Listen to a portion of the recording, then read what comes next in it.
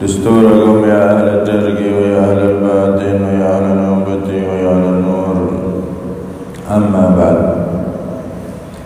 Jamaah semuanya yang dirahmati oleh Allah Subhanahu wa taala, alhamdulillah kita semua kembali diizinkan oleh Allah untuk sama-sama berkumpul di tempat yang mulia ini. Sama-sama kita niat i'tikaf dan mengkaji ilmunya Nabi sallallahu alaihi wasallam. Semoga kita semua diberi panjang umur, sehat walafiat, terkabul segala hajat, dan setelah itu nanti diberi kesempurnaan husnul khatimah. Amin Allahumma amin. A'udzu billahi minasy syaithanir rajim. Bismillahirrahmanirrahim. Wattaqu yawman la tajzi nafsun 'an nafsin syai'an wa la ولا يقبل منها شفاعة ولا يؤخذ منها عدل ولا هم ينصرون. Wattaqu, dan takutlah kalian, yauman, terhadap suatu hari, la tajzi, yang tidak bisa membalas, fi nafsun, itu suatu jiwa, an nafsin, dari jiwa yang lain, syai'an, sama sekali. Takutlah kalian hari di mana jiwa yang satu tidak bisa membalas jiwa yang lain, tidak bisa menolong jiwa yang lain tanpa seizin Allah Subhanahu wa taala. Wala yuqbalu minha, dan tidak diterima minha, dari nafsun, syafa'atun, itu syafaat. Wala yu'khadu minha, dan tidak diambil minha, dari nafsun, adlun, itu tebusan. Wala hum yunsurun, dan tidaklah mereka ditolong, ayyumna'una min adabillah, tidak dicegah, tidak dihalangi dari siksanya Allah Subhanahu wa ta'ala. Hadirin semuanya yang dirahmati oleh Allah, ayat ini turun saat orang-orang Bani Israel mereka membangga-banggakan orang tuanya, dan mereka mengatakan, kami ini adalah bangsa, suku yang dimuliakan oleh Allah, yang diunggulkan oleh Allah. Wa sayashfa'u lana aba'una, dan nanti leluhur kami akan mensyafaati, menolong kami. Mereka membanggakan nasab turunan orang-orang soleh zaman dulu, karena memang kemarin sudah kita bahas, Bani Israel itu memang keturunan orang-orang soleh dulunya, pengikut para nabi, dan banyak yang jadi nabi. Nah, mereka generasi setelahnya mengkufuri Nabi Muhammad, tapi mereka sombong dan membanggakan, nanti leluhur kami mensyafaati kami. Kalau bahasa sekarang, tidak perlu syafaatnya Nabi Muhammad, ya tidak apa-apa, oh, kamu sudah punya leluhur-leluhur yang hebat-hebat, para nabi banyak. Akhirnya Allah Subhanahu wa taala menurunkan ayat ini. Wattaqu yauman, takutlah kalian wahai Bani Israel. Dan ini untuk nasihat kita juga. Hari di mana jiwa yang satu tidak bisa menolong jiwa yang lain. Para ulama memaknai ayat ini, maksudnya adalah manusia satu tidak bisa menolong manusia yang lainnya itu Dalam artian jiwa atau manusia yang beriman itu tidak bisa menolong manusia atau jiwa yang kafir, walaupun keluarga, walaupun ayah ibu. Tapi kalau beda agama, sing siji Islam beriman, yang satu tidak, maka yang kafir yang tidak beriman itu tidak bisa disyafaati oleh keluarganya yang beriman, tidak bisa ditolong, tidak bisa ditebus oleh keluarganya yang beriman. Ya Allah, ini misal yang beriman sholatnya banyak sampai ribuan setiap hari. Sholat saya ya Allah sebagai tebusan ayah ibu saya yang kafir misal, maka tidak bisa. Di akhirat nanti kalau beda agama, maka orang Islam yang soleh yang masuk surga, dia tidak bisa menebus atau menyelamatkan atau mensyafaati keluarganya yang tidak beriman, ya. Karena itu kita kalau dijadikan umat Islam, keluarga kita semuanya Islam, ini nikmat besar, nikmat besar. Ada harapan kelak di akhirat bisa kumpul. Tapi kalau sudah beda agama, maka tidak akan bisa kumpul. Karena itu ini juga jawaban untuk orang-orang liberal yang mengatakan semua agama itu sama, pokoknya jadi orang baik, berakhlak mulia, maka nanti semuanya bisa masuk surga. Tidak peduli Islam, tidak peduli yang lain, pokoknya orang baik pasti masuk surga. Maka ini ditolak oleh ayat ini, nggak bisa. Syarat masuk surga harus pegang kuncinya. Kunci masuk surga la ilaha illallah Muhammadur Rasulullah. Harus meyakini, mengimani Allah sebagai Tuhan dan Nabi Muhammad sebagai utusannya, Nabi Muhammad sebagai Nabi yang diutus oleh Allah Subhanahu wa ta'ala. Bagaimana mungkin orang yang gak percaya Allah yang membuat surga kok pengen masuk surga? Bagaimana mungkin orang yang gak percaya Nabi Muhammad kok pengen masuk surga? Kayak orang pengen masuk rumah gak pegang kunci. Ya nek rumahnya saka papan ngono dijebol iso. Ini surga. Surga itu bangunannya kokoh, mentereng, hebat-hebat, tidak bisa dijebol, harus pakai kuncinya. Kuncinya adalah syahadat la ilaha illallah Muhammadur Rasulullah. Nah, karena itu ini jawaban untuk mereka orang-orang liberal bahwasanya salah kalau beranggapan apalagi berkeyakinan semua orang bisa masuk surga, yang penting jadi orang baik, nggak peduli agamanya. Ini jelas salah besar. Syarat masuk surga harus iman sama Allah, iman sama Nabi Muhammad SAW. Nah, kemudian di sini Allah Subhanahu Wa Taala menyebut nafsun, jiwa. Nafsun itu adalah kumpulnya ruh dan jasad. Sebetulnya semua yang diciptakan oleh Allah itu semuanya taat, Pak. Sampai ruh kita itu punya naluri taat. Tubuh kita juga punya naluri taat. Semua yang diciptakan oleh Allah di alam raya ini tahu siapa Tuhannya dan mengenal Allah. Semuanya taat, bertasbih semuanya. Cuman ketika roh sama jasad ini disatukan oleh Allah, akhirnya jadilah nafsun. Jadilah dalam tubuh manusia ini timbul yang namanya nafsu. Nah, gara-gara nafsu inilah roh bisa lupa, jasad bisa lupa, akhirnya dipakai maksiat oleh orang tersebut. Ta'awudzubillah min dzalik. Sebetulnya roh jasad ini bawaannya taat, tapi karena nafsu manusia bersatunya ruh dan jasad itu tadi, timbullah yang namanya nafsu, sehingga manusia bisa taat, bisa maksiat sebab nafsunya tersebut. Tinggal bisa mengendalikan nafsunya apa tidak. Nah, karena itu nanti di hari kiamat kan, al-yauma nakhtimu ala afwahim wa tukallimuna aydihim wa tashhadu arjuluhum bima kanu yaksibun. Nanti dari kiamat kan tangan kita ini jadi saksi. Ya Allah, saya dulu dipakai maksiat ya Allah.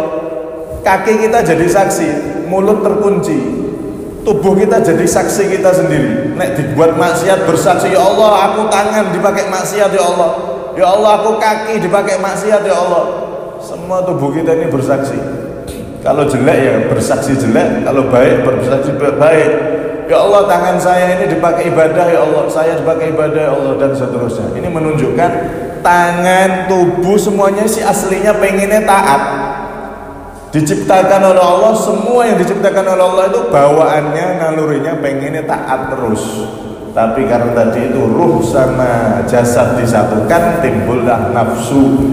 Nah, bahasa Arabnya niku nafsun, nek di Indonesia kan namanya jiwa. Jiwa manusia itu kumpulnya ruh dan jasad yang di situ mengandung nafsu dan seterusnya. Nah, di sini orang yang beriman, jiwa yang beriman tidak bisa membalas sama sekali, memberi manfaat sama sekali terhadap jiwa yang tidak beriman atau kafir. Baik dengan memberi syafaat. Di sini ada 3 hal yang dipakai, yang disebutkan oleh Allah. 1 syafaat, 2 adlun, tebusan, nomor 3 walahum yunsurun, pertolongan. Apa bedanya syafaat sama pertolongan? Syafaat itu ya pertolongan maknanya. Tapi bedanya, syafaat itu pertolongan dari orang khusus, orang yang punya jabatan, orang yang punya kedudukan mulia. Contoh, misal ada Pak Hakim. Pak Hakim akan memutuskan kasus besar misalnya. Ini udah mau ketok palu. Kalau nggak ada yang nolong orang ini sudah dijatuhi hukuman berat misal. Nah, ada orang yang kenal hakimnya ini, CS-nya misalnya. Nah, orang ini berusaha minta sama si hakim, bro, iki sing bebek putus iki anu lho, cek keluargaku lho. Mosok tego misal ini.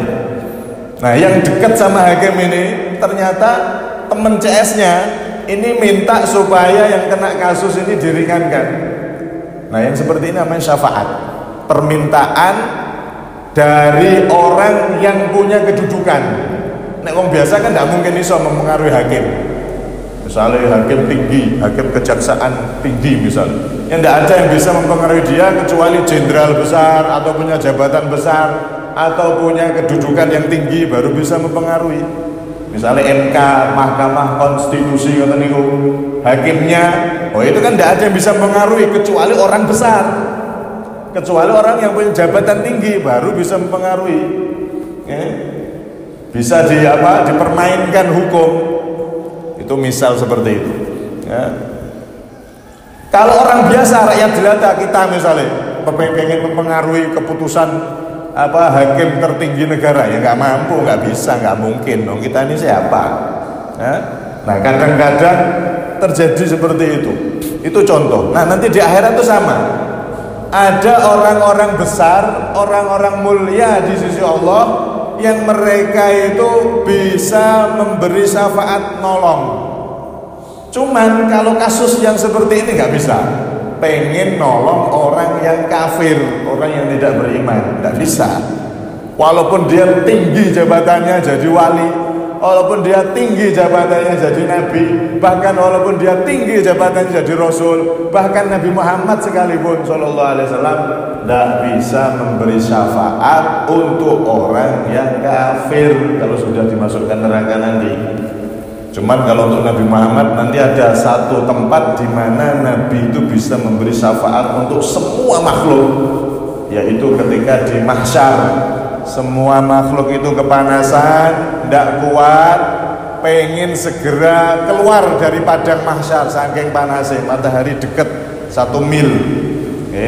Kalau di kitab itu mailan, 1 mil itu 1,5 kilo. Panasnya kayak apa nih? Ada yang mengatakan 1 jengkal. Tapi itu riwayatnya saya belum pernah baca. Kalau yang riwayat yang saya baca di kitab itu 1 mil, mailan. Jadi matahari didekatkan 1 mil, 1,5 kilo, 1.500 meter. Panas gak karu-karuan. Dong sing sakniki mawon jutaan kilometer kita di dunia aja kayak gini panasnya. Awan kipasan terus gak mempan. semuanya panas kabeh pas musim-musim panas. Nah itu bayangkan seperti itu. Panasnya kayak apa? Kita aja kalau pas siang hari pas panas ning ngarep omah sak jam mawon mboten kuat. Walah upacara ketika upacara 17 menapa ngoten niku ada yang sampai pingsan saking panasnya matahari ndak kuat. Lah bayangkan ini di mahsyar panas yang begitu panas, matahari didekatkan bukan hanya 1 jam 2 jam, bahkan dalam riwayat tafsir niku 1000 tahun. 1 tahun dunia 1 tahun akhirat sama dengan 1000 tahun dunia. Nah kalau 1000 tahun akhirat bagaimana ini? Makanya semuanya tidak kuat. Akhirnya disyafaati Rasulullah, dikeluarkan semua dari mahsyar, baik yang beriman ataupun yang tidak beriman. Maka disitulah semua orang memuji Nabi Muhammad. Disitulah disebut maqamul mahmud, yaitu derajat di mana semua orang memuji siapa Nabi Muhammad SAW, kelihatan dan memuji semuanya. Orang-orang kafir semuanya disyafaati, dikeluarkan dari mahsyar, disebut syafaatul udma, syafaat terbesar. Cuman setelah itu kalau sudah lewat mahsyar masuk ke neraka, itu tidak bisa nyafaati lagi Rasulullah kepada orang-orang kafir. Tidak ada. Ini yang dimaksud ayat ini, wala tajzi nafsun an nafsin syai'a. Jangankan kok leluhurmu wahai Bani Israel, jangankan kok nenek moyangmu wahai Bani Israel yang jadi nabi, yang jadi orang soleh, kalian banggakan, kalian andalkan nanti akan memberi syafaat.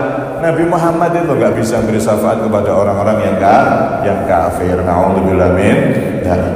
Nah, kemudian di ayat ini ada juga golongan di luar ahlu sunnah wal jamaah.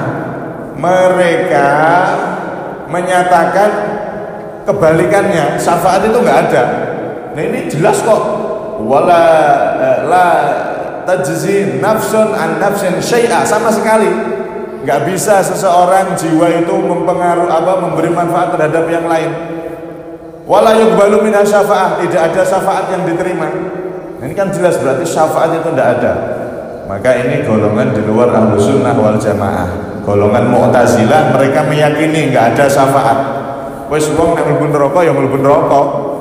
Walaupun dia Islam, kalau sudah punya dosa masuk neraka ya sudah di neraka. Bahkan orang-orang yang melakukan dosa-dosa besar, walaupun dia beriman, walaupun dia Islam, nek masuk neraka, untuk orang-orang yang punya dosa besar nggak bisa disyafaati, ya sudah selama-lamanya di neraka. Ini jelas akidah, keyakinan, ajaran yang sesat. Ajaran ahlu sunnah wal jamaah, syafaat itu ada. Para nabi bisa memberi syafaat, dan banyak riwayat bukan hanya para nabi, bahkan Nabi SAW dalam kitab Ihya-nya Imam Ghazali itu disebutkan, beliau bersabda, yashfa'u yaumal qiyamati thalathatun, al-anbiya'u thumma al-ulama'u thumma syuhada. Nanti dari kiamat kata Rasulullah ada 3 golongan besar yang mana mereka bisa memberi syafaat, pertolongan yang khusus dari orang-orang yang punya kedudukan di sisi Allah. Kalau pertolongan biasa, syafaat biasa itu nanti bisa enggak harus jadi nabi, enggak harus jadi ulama, enggak harus punya kedudukan tinggi. Anak soleh bisa nyafaati orang tuanya. Bayi yang mati ketika masih kecil, orang tuanya ridho, nanti bisa nyafaati orang tuanya. Banyak macam-macamnya. Tapi kalau syafaat yang besar, itu kata Rasulullah ada 3 golongan yang bisa memberi syafaat besar. Siapa mereka? Pertama adalah al-anbiya, para nabi. Termasuk ya jelas Nabi kita Muhammad SAW, beliau manusia yang paling punya banyak syafaat. Macam-macam syafaat beliau itu. Bahkan penduduk surga itu loh membutuhkan syafaatnya Nabi Muhammad. Lah kok bisa? Iya, pengen derajat surganya lebih tinggi. Akhirnya disyafaati Nabi. Semua umat Nabi itu disyafaati Nabi.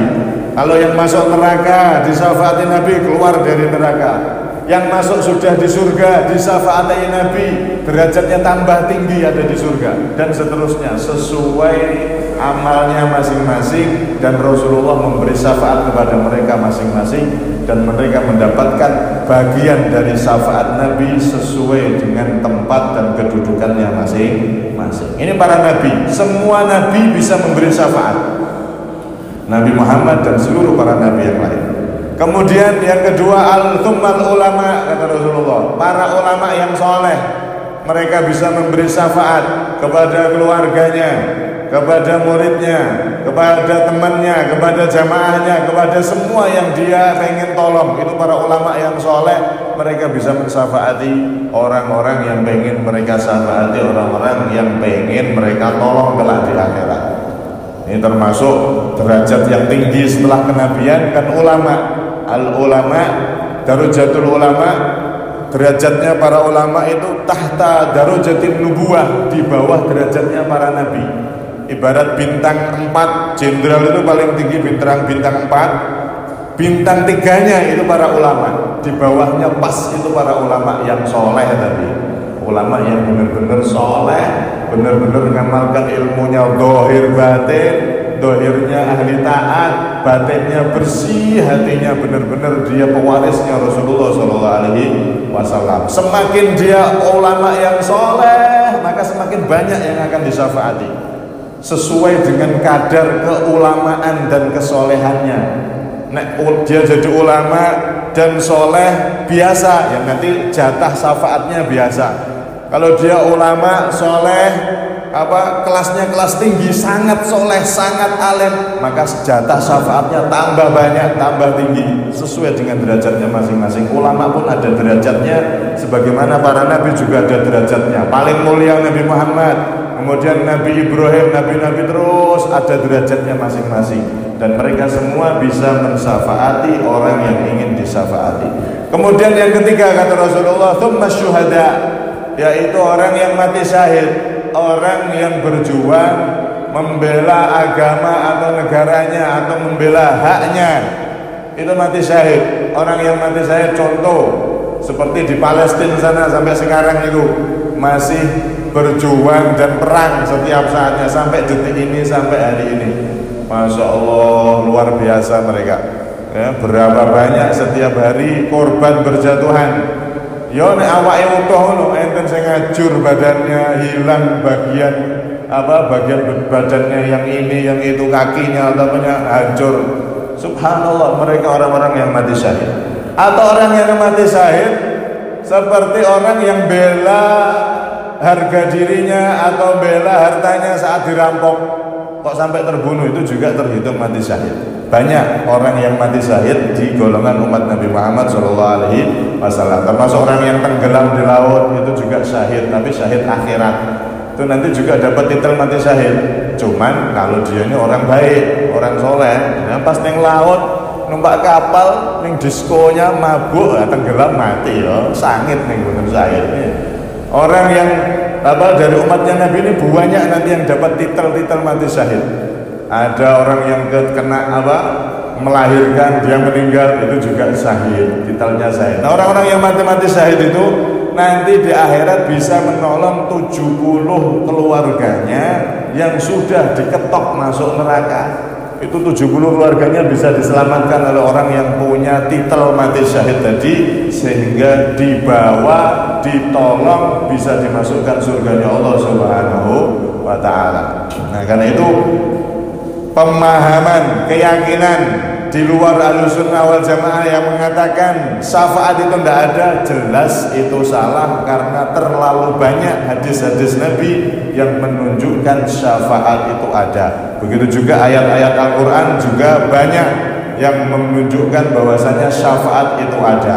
Syafaat yang nggak ada itu adalah ini tadi, syafaat dari orang yang beriman untuk mereka orang yang tidak beriman, yang kafir, walaupun keluarganya, maka tidak bisa diberi syafaat karena mereka nggak percaya sama Allah, nggak percaya sama Nabi Muhammad. Syafaat ini kan dikasih oleh Allah. Lah bagaimana mungkin ada orang bisa disyafaati sedangkan dia nggak percaya sama yang ngasih syafaat? Karena itu orang yang tidak beriman tidak bisa diberi syafaat, dibantu dengan syafaat, yaitu pertolongan dari orang-orang yang punya kedudukan, tidak bisa. Ini satu. Kemudian yang kedua, wala adlun, tebusan juga tidak bisa.